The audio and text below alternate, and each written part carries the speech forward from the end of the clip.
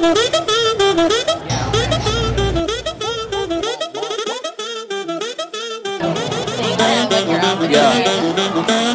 not gonna lie, rather had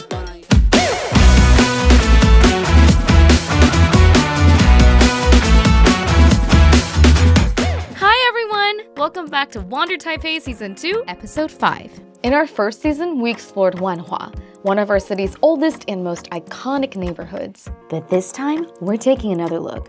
Not at the landmarks you already know, but at the quieter corners that often go unnoticed. For me, this was a different experience. I usually spend my time in the Wanhua area catching a late-night movie, spending time in the commercial districts, or trying to squeeze in one more drink before the last MRT.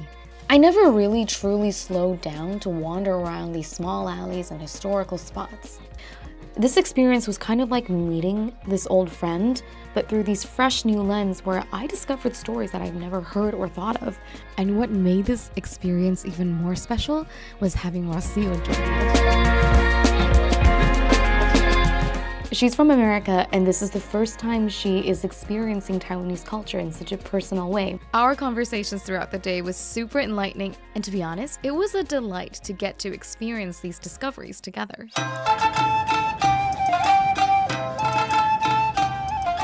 Built in 1935 during the Japanese colonial era, Xinfu Market was one of Taipei's first modern public market buildings. Its octagonal hall and radial design reflected a new way of thinking about food, distribution, hygiene, and urban life. I like how they combined the restaurant and everything, and sort of everything is woven together, I guess, so where you can kind of drift from one section to another, and it's sort of all interconnected. One of the best things I like about this place is that it carved out a lot of spaces for different people with different needs to utilize the space and create more interactions, not just with the architecture of this building itself, but also with the culture and the people here.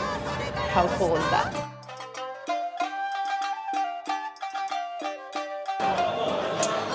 It's all vacuum sealed, and if you look at the style, it's very minimalistic, very Japanese, and they put it in a nice box so that it feels intentional as a gift. What fascinates me is how a space built for something so practical, buying vegetables and fish, now stands as a cultural landmark, preserved and repurposed for today's creative scene.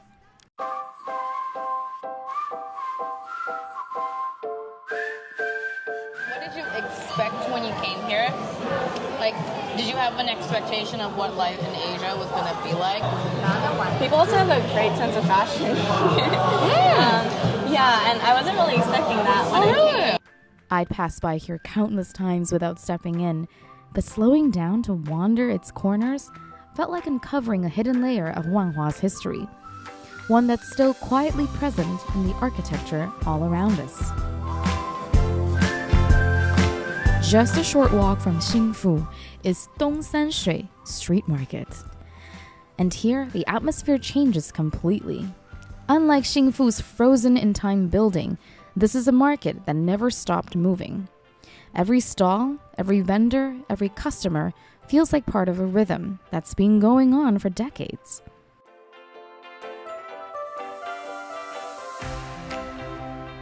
It's not about preservation. It's about everyday life.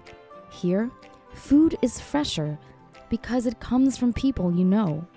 Shopping is slower because it's also about chatting, joking, and exchanging stories.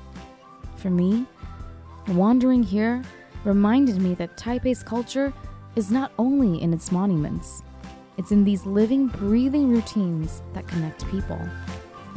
I feel like markets are a way to get really fresh food. Oh, yeah. Fruits and vegetables especially. In the US, you have food has gone through so many different stages to get to supermarkets.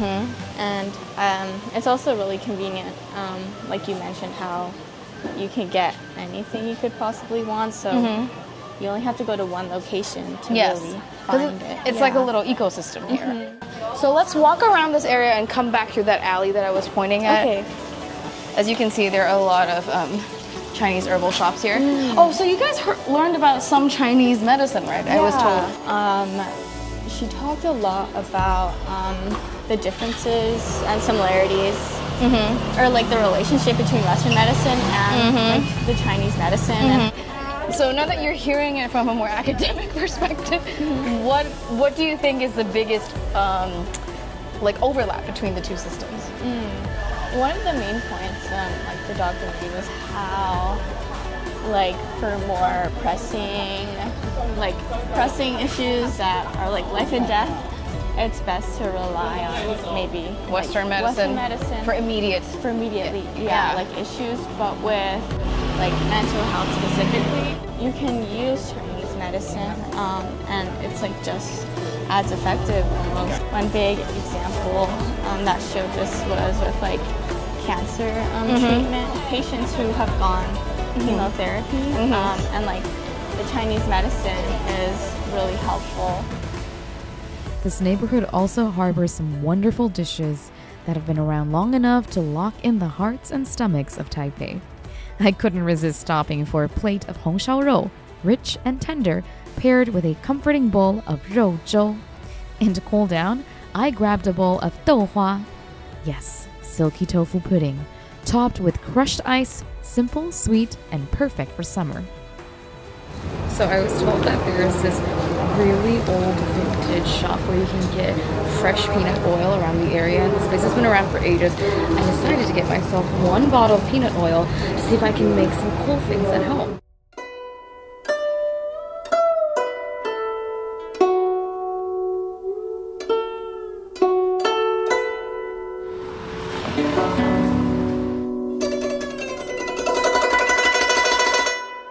Our last stop is Longshan Temple. Founded in 1738 by settlers from Fujian. Over nearly 3 centuries, it has survived earthquakes, fires, even bombings in World War II. And each time it's been rebuilt, a symbol of both Wanhua's resilience and Taiwan's devotion to its living traditions. So now you're saying no, and then now you're saying yes, and then now you're chuckling. Divination blocks are these like, moon-shaped, croissant-shaped blocks. That's like a simplified way for the whole bureaucratic system to be more accessible to us mortals. Sharing this with Rocio was special. It reminded me that even if I've walked past Longshan countless times, experiencing it with fresh eyes makes it feel alive all over again.